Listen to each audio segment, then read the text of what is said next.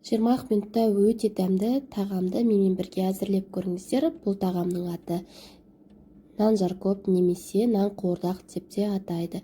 Үйде қатып қалған, тұрып қалған нандардан жасайтын боламыз. Нанның кез ұрады деген сөзді білетін шығарсыздар. Нанды обал қылмай, қатқан наннан өте дәмді тағам әзірлеп жеуге болады. Ең алдымен қызып тұрған майымызға пиязымызды, сәбізімізді, тәтті болгар бұрышын қосып, барлығын жақсылап араластырып, қуырып аламыз. Сұйық майы дәл менікіндей көптеу болған жақсы, өйткені қазір нан салатын боламыз. Нанымызға өте керемет ерекше дәм беретін болады.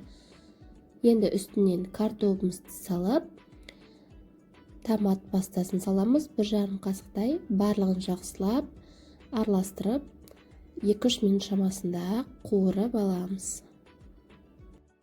Бұл тағамды жасап көрмеген адамдарда бар шығар араларыңызда. Міндетті түрде жасап көруге кеңес беремін.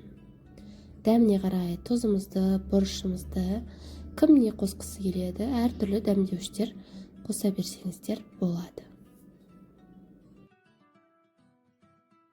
Барлығын жақсылап араластырамыз да, үстінен суымызды құямыз, шамамен 1 литрдей. Осы рецепт бойынша 1 литр су құясыздар.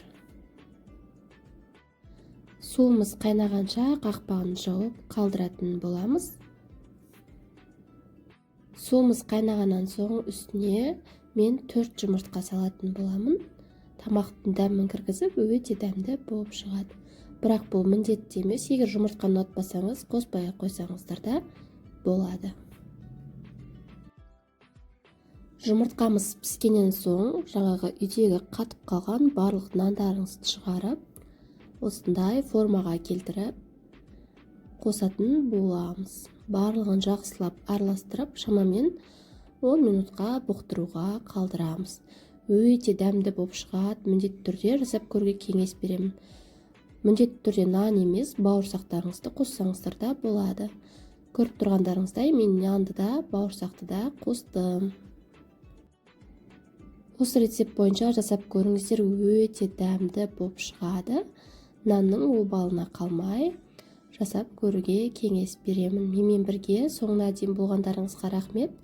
Арнама тіркелмеген болсаңыздар тіркеліп, лайк басып, өз ойларыңызды қалдыра отырыңыздар. Алдағы уақытта тағы да керемет рецептермен қуантамын.